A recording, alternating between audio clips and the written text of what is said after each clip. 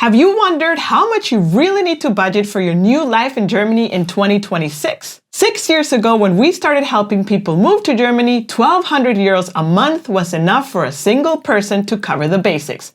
But that's changed, especially for newcomers. So in this video, we are going to show you the real cost of living for singles, couples, and families, plus a few hidden costs that always catch people off guard. Let's start with the biggest expense, which usually eats up about 50% of your total cost of living, and that is housing. This is also where people make their biggest budgeting mistakes by relying on average rent numbers from official statistics or crowdsourced platforms like Numbeo. The problem with this approach is that the prices you see there reflect rental contracts signed years or even decades ago with locked-in prices, so they are not realistic for what you can expect as a newcomer today. For example, our old apartment stayed at 450 euros a month for nearly a decade. And that's what consistently surprises our mentorship clients. Landlords in Germany can't simply increase the rent by 20% each year, since increases are legally regulated.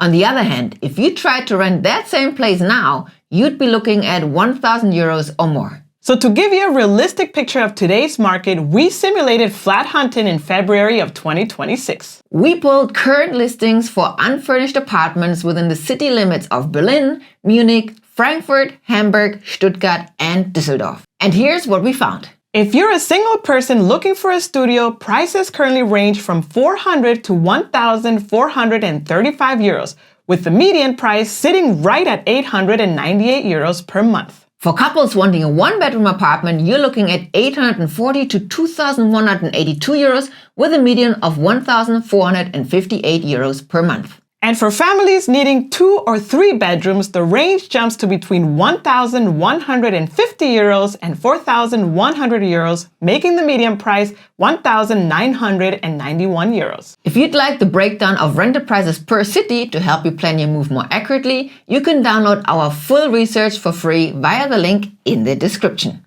Now, while you're planning your monthly budget, there is one major hidden cost you need to be ready for: the rental deposit, or Kaution in German. It isn't a recurring monthly expense, but it does surprise many newcomers because you have to pay the full amount before you even get the keys. In Germany, a deposit can be of up to 3 months of code rent, which is your base rent without utilities. And while you do get it back when you move out, it's a lot of cash to have ready up front. Okay, back to the monthly costs. Even once the rent is covered, there are 3 other housing expenses you need to factor in. The first is electricity, because while heating and water are usually included in your total rent, electricity is almost always a separate contract you pay for yourself. Based on current average prices, a single person should budget about 40 euros, couples around 70, and families should plan for roughly 105 euros a month. Now, the second extra cost we wrap under housing is insurance. Of course, we're in the land of insurance. And in Germany, there are 2 types you need to know about. One is a total must-have, and the other is a personal choice. The must-have is called private liability insurance, which costs only about 5 to 9 euros a month, but covers you if you accidentally damage someone's property or cause an injury. In Germany, you're legally responsible for those costs, and most landlords won't even give you a lease unless you have this coverage. The second insurance is home contents insurance, which covers your actual belongings if they're stolen or destroyed by, for example, something like a fire or a water leak. The price for this depends on how much stuff you have, how big your apartment is, and where you live. But we've added some realistic average numbers to our table right here. And the final housing cost is a mandatory fee that catches everyone off guard: the Rundfunkbeitrag. Say that 10 times fast. This is a public broadcasting licensing fee that every single household in Germany is legally required to pay. It's currently around 19 euros a month, and it's one of those non-negotiable costs of living here, regardless of whether you actually watch German TV or not. Okay, now that your home is covered, you'll need to fill the fridge, which makes groceries your second largest living expense. The amount you spend here is flexible, but it generally scales with your household size. Based on national averages and a survey with our community, a single person spends about 260 euros a month. A couple spend around 500 euros, and for families, you should plan for at least 700 euros or more, depending on how many children you have. The total really depends on where you choose to shop. High-end supermarkets like Edeka or Rewe easily cost 20% more than high-quality discounters like Aldi or Lidl.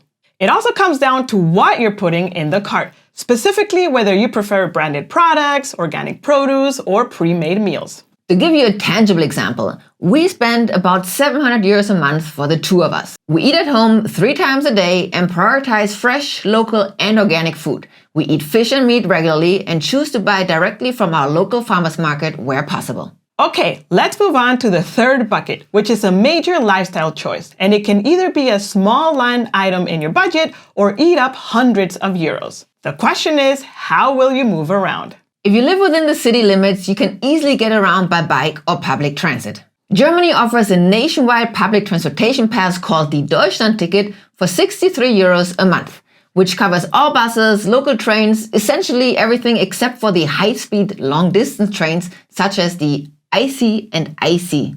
No, ICE and IC.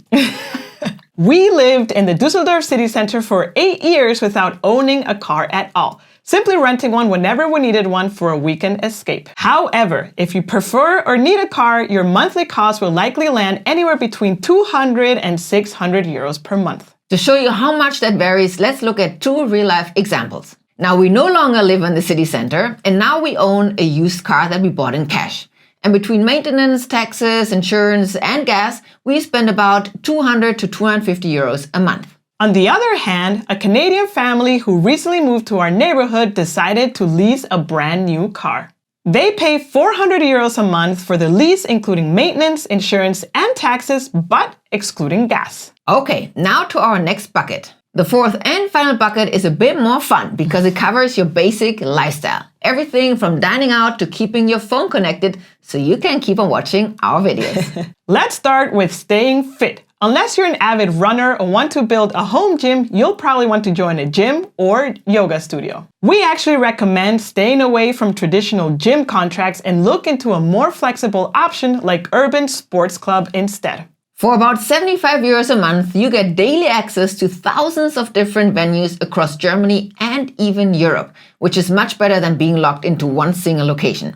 It includes gyms, yoga studios, climbing halls, swimming pools, just to name a few. And after a workout, you'll probably want to grab a meal. So let's talk about dining out. For a standard meal, which is kind of like our favorite meal, like a juicy barbecue bacon burger with fries and a beer, you can expect to pay around 25 euros per person. And if it's date night, a trip to the movies will cost you about 16 euros per person. Personal care is another one that varies wildly depending on your habits. Now, I only get my haircut twice a year, but Jen sees her hairdresser every 8 weeks, and a standard wash and trim for either one of us costs around 40 euros each time. The final item on our list is a non-negotiable, especially as a newcomer. Now, when it comes to phone plans in Germany, Germany is a little bit of like the wild, wild west. Prices are all over the place. You can find 20 gigabytes of data for as little as 12 euros or spend over 100 euros for an unlimited plan. But for our final budget calculation, let's go with a comfy middle ground. 100 gigabyte of data for 23 euros a month. And of course, this includes unlimited national calls and text messages. So when you take all these individual pieces from your flat in the city to that Friday night burger and put them into one big picture,